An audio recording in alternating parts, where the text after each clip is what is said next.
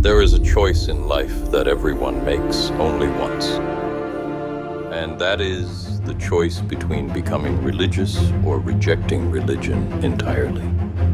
I want to give you that choice one last time. Remember, this is your last chance.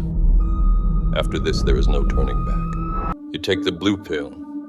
Your story ends. You believe in God, Jesus, Allah, or whoever you want to believe. You wake up in your bed and pray to this deity, worshiping them with blind faith, believing they will send you to heaven or hell.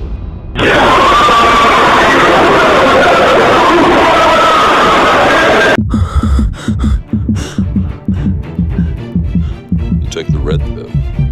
Your story begins. You begin to walk the path. You follow your latent obligation to understand the truth of everything yourself.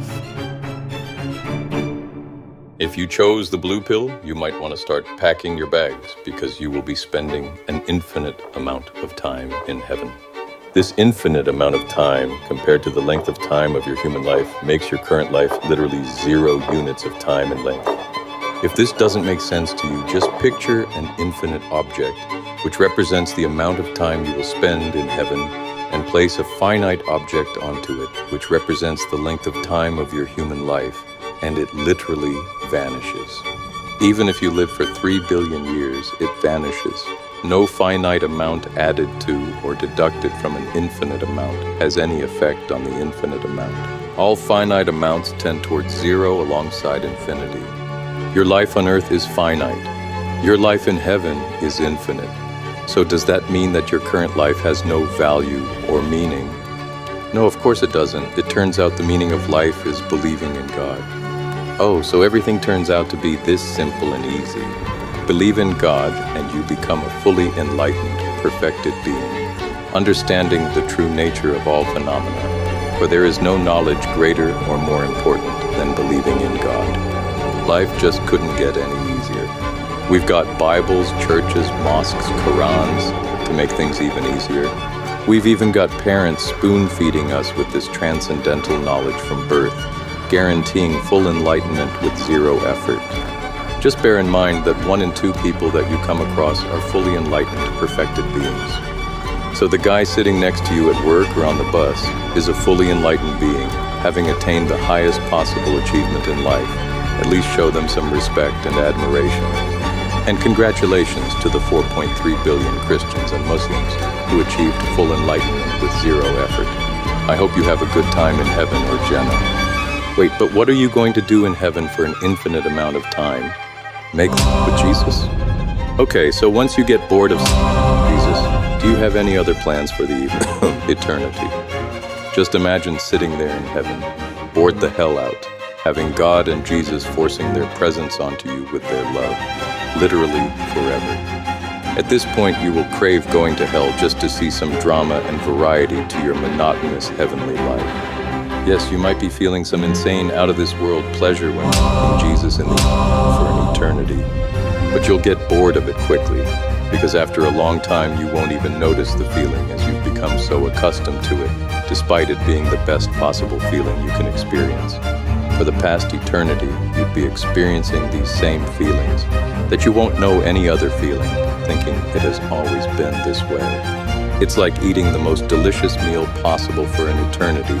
You'll get bored of it and want to stop eating and do something else despite how tasty it is. In heaven, sensation of pleasure has an inverse exponential relationship to time, and boredom has an exponential relationship to time. Most people contradict themselves when they say they don't want to live an immortal life as a human, but at the same time they want to live an immortal life in heaven. Even after a few years in heaven, you will start ignoring all heavenly feelings, not giving them the slightest attention that you have left.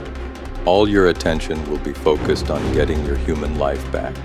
Considering how boring it will get in heaven and how much you'll want to be born as a human on earth, we might actually see an end to the 244-year drought of fallen angels in Los Angeles. Sooner or later, the floodgates of heaven are going to burst open, given the flood of bored people packed in there. At that point, there will be an entire flood of fallen angels in Los Angeles. Just imagine the looks on the faces of the people who took the monumental effort to escape from heaven and God's overwhelming sensuality when they realize that Jesus returns to earth for the second time and has released everyone from heaven to return to earth. Once again, Jesus does his job, but in an even better way after learning from his past mistakes during the first time he came to earth. And as usual, he dies, gets resurrected, and apparently gets rid of the sins of other lazy people who couldn't make the effort to get rid of them themselves. So go ahead, choose the blue pill, the path of religion, and your life is on autopilot and easy mode at the same time, with Jesus doing all the hard work behind your back. After the second resurrection, all of Jesus' fanboys and fangirls go to heaven with him again. And what about the animals? Oh, those are just God's AI-generated NPCs with a demo version of ChatJesus pre-installed into them. Nothing to worry about there. But imagine if you were born as an animal, aspiring to follow Jesus and join him in his heavenly kingdom.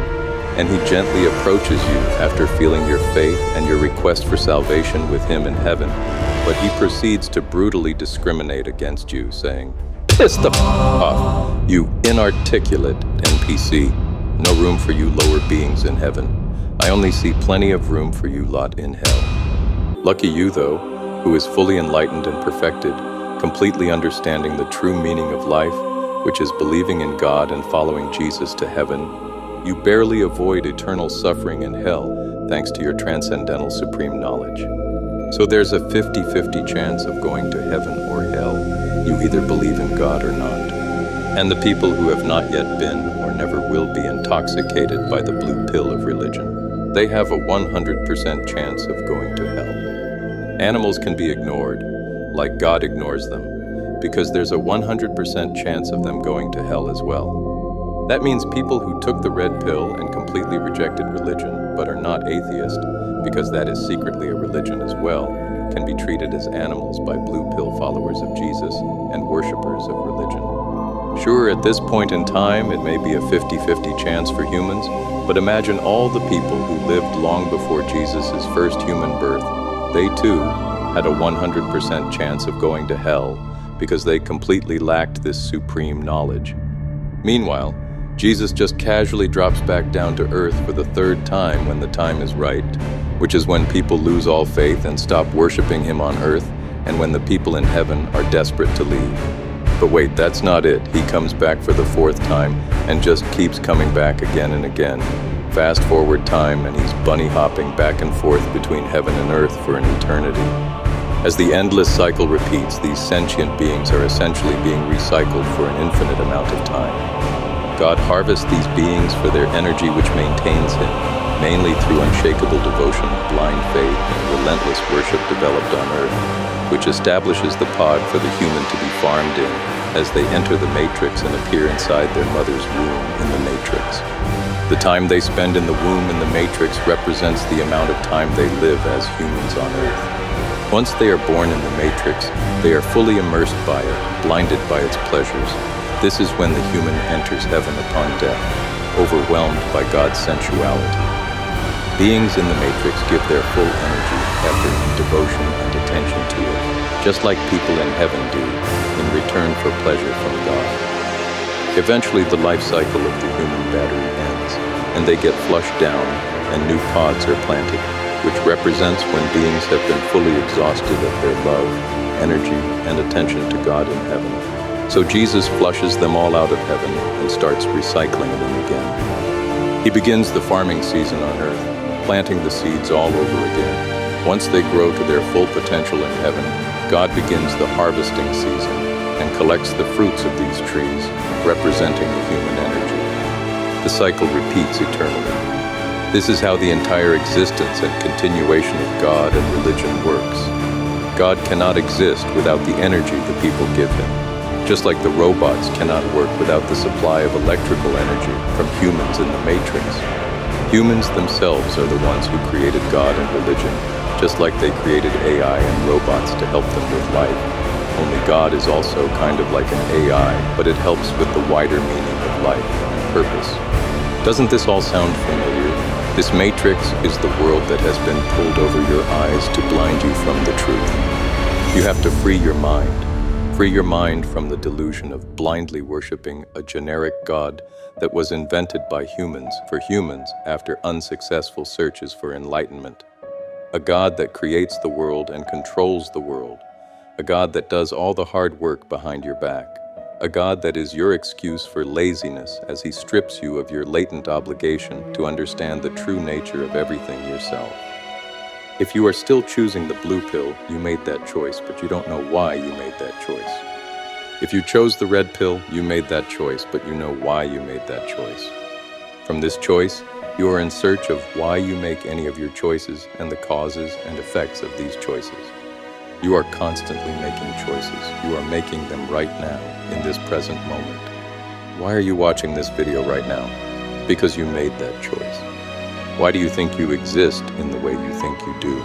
Because you made that choice and because of the effects of your past choices. It's not as simple as you may think it is. The rabbit hole goes much deeper. No God will spoon-feed you this knowledge. All they can spoon-feed you is pleasure in heaven in return for your belief, whilst you stay clueless of everything. By definition, God is omniscient, but if he was, he wouldn't have existed anywhere in the world, including heaven. In fact, all definitions of God are flawed because he himself has a creator, and that creator is the human being, which itself is flawed, hence all definitions being flawed. You chose the blue pill because you are not in search of why you make any choices, because you believe that it was the choice of your God. This God makes the final choice of whether you go to heaven or hell. This God literally makes every decision for you, like he is your mother or father.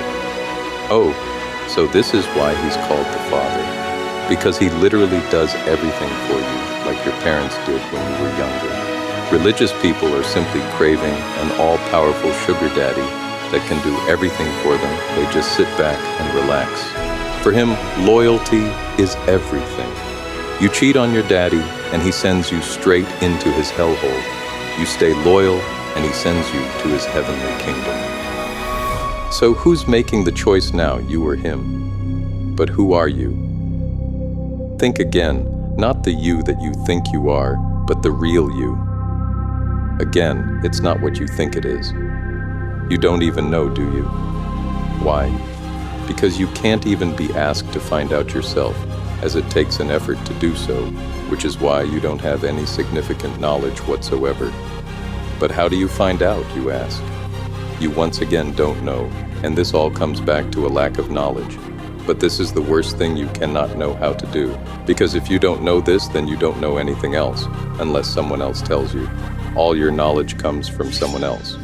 If this is you, then you're destined for religion. The entire religious system relies on people like you. The people who created religion gave up on their effort to realize the truth themselves and fell into the trap of laziness, wanting someone else to do it all for them, so they invented God. They made their life's purpose so simple and easy that even an idiot could understand. It was literally just believe in God, go to heaven. That's it. 2 steps. For this reason, it started to gain traction among people instantly and was already spreading like a wildfire across the world. The idea of religion and God was just too attractive to them. Just think about it. The ROI is insane. You put in just one single belief in God, and you get back heaven. You don't even have to know, you simply believe.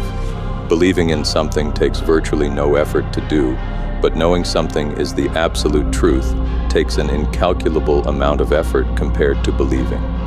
Religion is entirely based in belief. This is the single greatest flaw of religion, because if you don't know something for certain, you simply don't know. Everything is either true or false, and from all the infinite knowledge that exists, you either know or don't know. There is no middle ground. But if there was, it would be delusional to think that way because it doesn't exist. There is in fact such an imaginary middle ground, and it's called belief. When you know something is true for certain, you know it, you don't believe it. But when you believe in something, it doesn't change the fact of whether it's true or not. You actually don't know. But you force yourself to think you know, through an ignorance so strong that your belief turns into the illusion of you knowing it for certain. At this point, nothing can change your mind, even when confronted with the truth. You become a helpless slave to the illusions of your own mind. For all you religious people out there, belief is the single greatest unforgivable sin, and at the same time, it is literally the source of religion. This is the exact reason I use the Matrix as a metaphor to describe religion. Belief is the Matrix. People inside the Matrix think that belief is good and real, but they don't realize that at the same time, belief is a complete illusion, with it also being the source of their enslavement. Once they take the red pill, they realize the truth and enter the real world free from belief and religion. But very, very few people are able to achieve this. The agents are their ignorance, which they find very hard to fight. You can't break out of this enslavement without your own effort. The reason you struggle to make an effort is because of your deep-rooted ignorance that you aren't even aware of. Even if you have knowledge, this is what makes you ignore it. Right now, you're thinking, what's the point of making this effort when God and Jesus have already done it for me, and Jesus is dropping me off in heaven in a couple of decades anyway? If you think there is no point, then what's the point in staying in heaven with Jesus forever? What's the point of anything? Once you know the answer to that question, you are well established on the path of the red pill. Look around you. The world is full of people who have given up on themselves. Now look at yourself in the mirror. You are one of them. You have to understand, most of these people are not ready to be unplugged. And many of them are so inured, so hopelessly dependent on the system, that they will fight to protect it. I'm trying to free your mind, but I can only show you the door. You're the one who has to walk through it. Before you open this door, you are in the religious state of mind, with laziness and ignorance being the source of this state. Once you walk through this door, you have completely detached from religion. There is a path somewhere behind this door. You don't know where, but you know that you need to find the path. When you are born, you are in the liminal space between religion and the path, which is represented by the doorway. If you are weak, you begin to gradually enter the religious state from a very young age, due to lazy subconscious thinking and a lack of questioning and looking for the truth. You stay this way for most of your childhood, and before you know it, you've fallen so deep into the well of religion that leaving it now is almost impossible. This is why I said at the beginning, it is the choice that you make only once in your life, and the strongest control you have over this choice, if you didn't watch this video, is just before you get exposed to religion in early childhood. But remember, I gave you one last chance to take control of this choice. Right now, in this very moment, you have the strongest control over this choice, much stronger than the first time as a child. But once you reach adulthood and continue with your life, you slowly get tied up underwater to the very bottom of this well with metal cables, with these cables representing how your own ignorance bonded you with religion. The longer you stay at the bottom, the more tied up you get. At that point, escaping while still having the same mindset is impossible. Only a big change in the way you control and operate the mind will be able to break through these cables and bonds that you have with religion, setting you free. Once you start climbing out, your ignorance can hit you when you least expect it, and you drop back down to the bottom of the well. But if you manage to leave this well for good, this is when you leave behind religion and all the ignorance, laziness, and delusion associated with it, so that it can never touch you again. This is the part where I show you the door. You open the door and walk through it. On the other side, you rediscover your obligation to find the truth of everything yourself. You begin to look for the true purpose and meaning of life.